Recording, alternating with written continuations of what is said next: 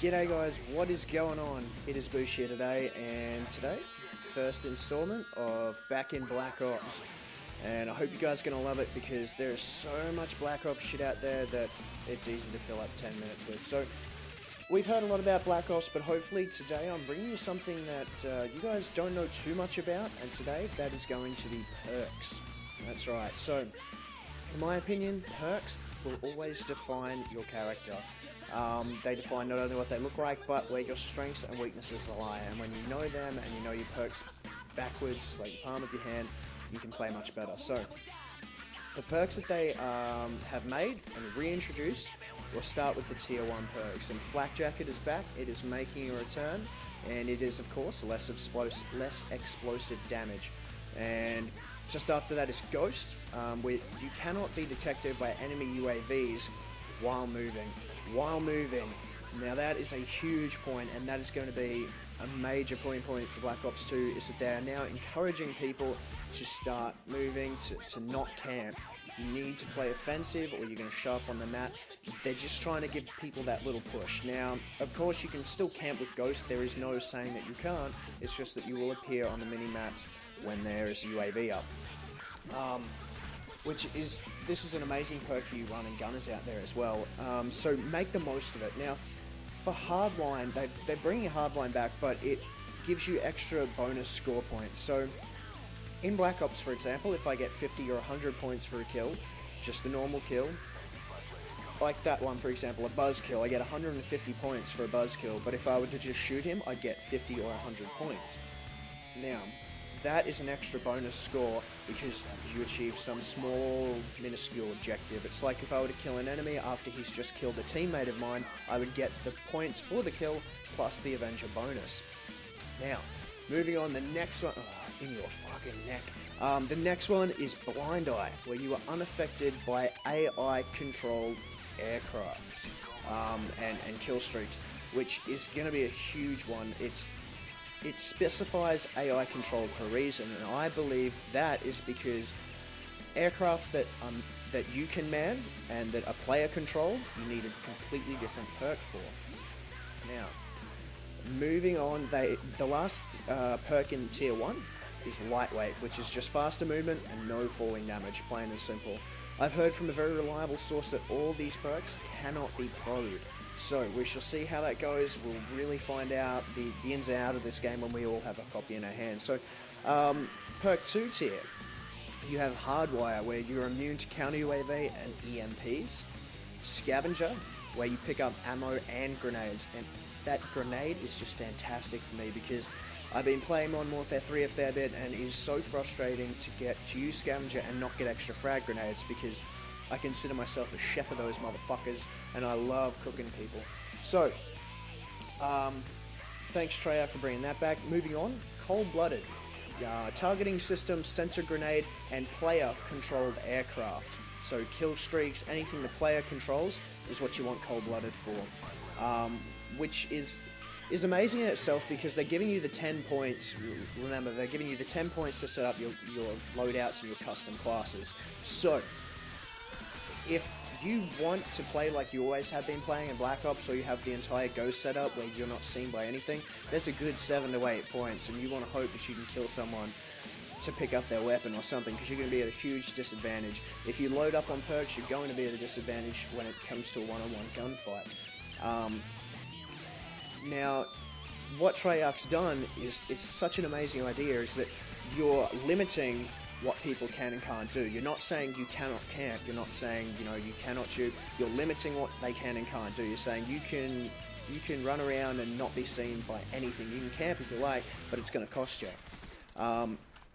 So, moving on, the next perk in Tier 2 is called Toughness, which is less flinching while shot, which I believe is a Flak Jacket Pro in Black Ops, and it's also a weapon proficiency in Modern Warfare 3, so it's good that they're bringing that back, especially in core. I know, especially whenever you're running like a red dot or you're trying to make that long shot and you get tagged, it's just ridiculous to try and find the body or the head on that one. So, Fast Hands allows you to swap grenades faster, plant equipment faster and safely throw back frag grenades. I'm pretty sure that's just kind of like a sideshow of the quick draw perk in Modern Warfare 3. But moving on to perk tier 3, we have Engineer, which is basically the Hacker Pro perk. Bring it. Oh, which is, it's pretty much the Hacker Pro perk. It allows you to booby trap crates. It allows you to see equipment and all those things. In tier 3 as well, they have Dead Silence, which is obviously just silent footsteps. To my knowledge, that's all there is. Extreme Conditioning allows you to run further. There hasn't been any speculation on whether it's unlimited sprint yet, but knowing Treyarch, and because they want to try and balance everything out, what they'll probably do is they'll just leave it at, like 1.5 times the distance that you could normally sprint without it. They have Attack Mask as a perk 3 as well, which is flash, shock, and frag protections. Awareness, which is kind of like your Ninja Pro. You don't have silent footsteps, but allows you to hear enemy gunshots, enemy footsteps, everything on the map much clearer, which I can assure you is probably one of the perks that I'll be going for. Then they have Dexterity, and this is probably one of the better perks for all you run and gunners. It allows you to mantle faster, recover from melee faster, and aim faster while sprinting. So if you're used to carving up and you love running around, get out there. So because we have plenty of time left, what I'll do is I'll start talking about our attachments. So you might have noticed that there's no sleight of hand or anything like that. No real weapon improving perks. And that's just because what they've done is that they're starting to throw those back into the attachment side of things. So we have the Reflex sight, the ACOG sight, there's nothing new there. Same shit, different day. But we have the Full Metal Jacket rounds, which will be replacing the Harden perk. So it'll still allow you to shoot through walls. But whether it gives more damage, I doubt. So we've got Extended Mag still, which is fantastic. Taking advantage of that one. They have Select Fire. So you've got your burst fire and your rapid fire, and what I assume will be a single shot rifle as well. And if they're turning it into anything like Battlefield 3 with the longer, really long maps, you need to make the most out of that. Get the most out of your weapon. Utilize your burst fire and your rapid fire for close quarter engagements. Your burst fire for long range, and if they have a single shot for the ones where you need to make that shot count.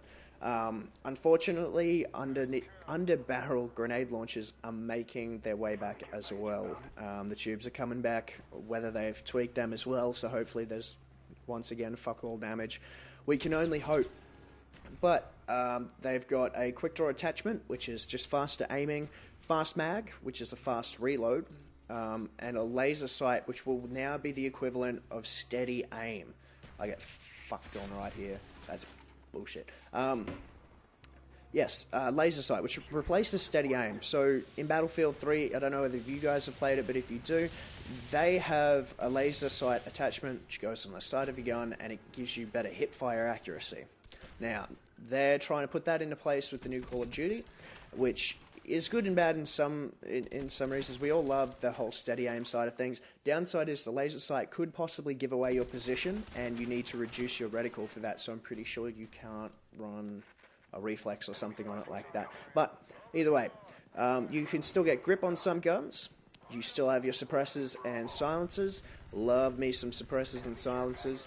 You have hybrid optic scopes now, which we have seen in Modern Warfare 3. They're just the basic kind of holographics and ACOG mixture where you can toggle between the two. They've got the target finder, which is, if you guys have seen the trailer, you'll see that. It just looks like a normal holographic scope, but when you ADS and when you aim down sight, it can paint the enemies that don't have that cold-blooded perk or the perk that requires that. And it paints them so you can just spray it at those targets. Next, they have adjustable stocks, which is an interesting concept, and whether that affects mobility and accuracy, we'll see how that goes, but they're really trying to chop and change it up, which is fantastic. And the last thing that they've got is the millimeter scanner, which is kind of like a heartbeat sensor that you might have seen on the trailer. You can see a guy through a wall just before he dolphin dives. That is a millimeter scanner, and they're still tweaking and adjusting how long that runs for and the distance you can see with it, but it's designed to stop campers as well. Just quickly, the grenades, they go over smokes, flash, shock, sensor, tactical insert, C4, bouncing Betty, the combat axe, which is your tomahawk, claymore, semtex, and a frag. That's it from me, guys. If you have enjoyed today's video, please give it a like and subscribe. It would mean the world to me. Till next time, it's Boosh. See you later.